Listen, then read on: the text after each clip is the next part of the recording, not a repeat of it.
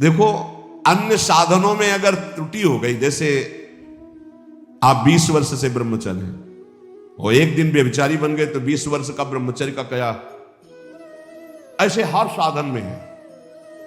लेकिन भागवत धर्म में, नाम जप में, इनमें यह सिद्धांत लागू नहीं होता।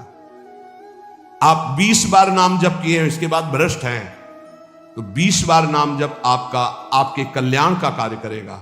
19 नहीं होगा, वो 20 ही रहेगा। 21 से शुरू होगा जब आपका शुरू होगा। किसी ने कहा कि आप महाराज जी कहते हैं नाम जप से सारे पाप नष्ट हो जाते हैं, तो लोगों का उत्साह नहीं बढ़ेगा पाप कर्म करने में। तो आप ध्यान से सत्संग नहीं सुनते हैं, तब ऐसा प्रश्न आता है। जब कभी ऐसा वर्णन होता है कि तुम चाहे जितने पाप किए हो, नाम जप करने से सारे पाप नष्ट हो जाते, तो वहां एक जरूर बात हम कहते हैं, अब लो नसानी अब ना नसई हो। आज तक किया, लेकिन हे हरि आज के बाद पाप नहीं करूंगा। तो हम वादा करते हैं, मेरे भगवान के वचन है, अहम तो हम सर्व पापेभ्यो मोक्षयिष्यामि मा शुचा।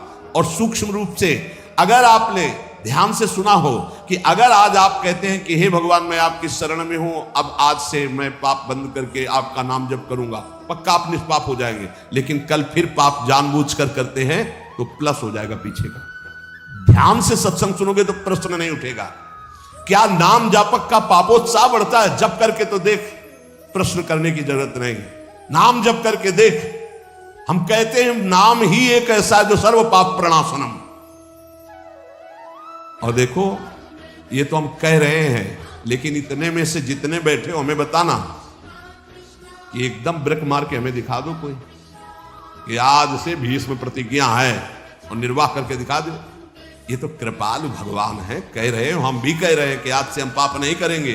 लेकिन हो सकता है कि ब्रेक मारते मारते गाड़ी बीता दो बीता आगे खिसल जाए, वो ब्रेक मानी जाएगी, ब्रेक ही मानी जाएगी कि देख लो पहिया नहीं चला है, पर ब्रेक मारी खिसक गया एक बीता, उतने में घटना घट गई। तो जनयो गुण प्रभु मान न काऊ, दीन बंधु अति मृदुल स्वभाव।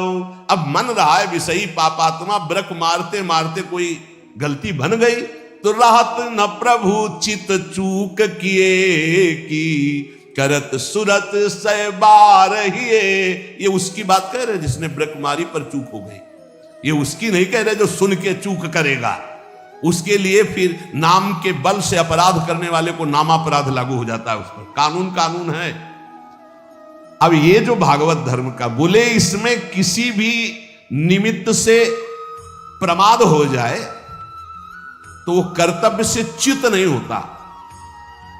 जैसे जीटी रोड बड़ा है, खाली है, आंख मूंद के चलो तो गिरोगे नहीं, बहुत प्लेन जीटी। ऐसे ये बिल्कुल जो मार्ग भगवत प्राप्ति का भी बता रहे हैं भागवत धर्म का, बोले इससे आंख बंद करके दौड़ने पर भी कोई गिरेगा नहीं, अर्थात इस मार्ग में पतन है ही नहीं, गिरने का तो कोई सवाल ही नहीं। इसको कहते हैं भागवत धर्म। तो बोले भागवत धर्म करने वाले के लिए नियम नहीं है कि कोई विशेष प्रकार का कर्म करे। बहुत ध्यान से सुनो, वो शरीर से, वाणी से, मन से, इंद्रियों से, बुद्धि से, अहंकार से, अनेक जन्मों अथवा इस जन्म की आदत से, स्वभाव से जो जो करे, यत करोषि, वो सब परम पुरुष भगवान नारायण को समर्पित कर दे, बस इसी से भगवत प्राप्ति हो जाएगी। शुरू करो। कई बार चर्चा कर चुके हैं, यही साधन आगे बढ़ाता है।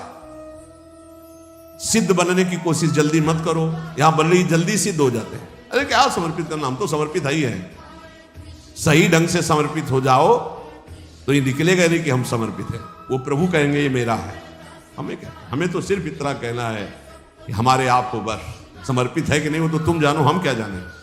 क्योंकि समर्पण का तो आपको स्वीकृति करनी हो, आप जानो कितना है, हम क्यों कहें। हमारा हर मिनट, हर सेकेंड, हर चेष्टा आपके चरणों में समर्पित होगी। अब यहां देखिए, प्रातः से उठो और एक एक घंटा का समर्पण शुरू करो। अभी बहुत जल्दी साधना के सोपान की ऊंचाई पर आ जाओगे आप, पक्का मान लो। लेकिन वही कर पाएगा जिस पर भगवान की कृपा, जो हम कह रहे हैं। एक एक घंटा का समर्पण, वो भजन हो, नौकरी हो, किसानी हो, खान पान हो, शौच स्नान का समय, जो भी समय आपका गया, फिर से ध्यान से सुन लो, इसमें तर्क मत करना। शरीर से, वाणी से, मन से, इंद्रियों से, बुद्धि से, अहंकार से, अनेक जन्मों की आदतों से, एक जन्म इस जन्म की आदत से, स्वभाव से, अहंकार से जो जो भी कर्म हो रहे हैं वो सब परम पुरुष भगवान नारायण को समर्पित कर दो। इसे भागवत धर्म कहते हैं। इसका फल होगा भगवत प्राप्ति।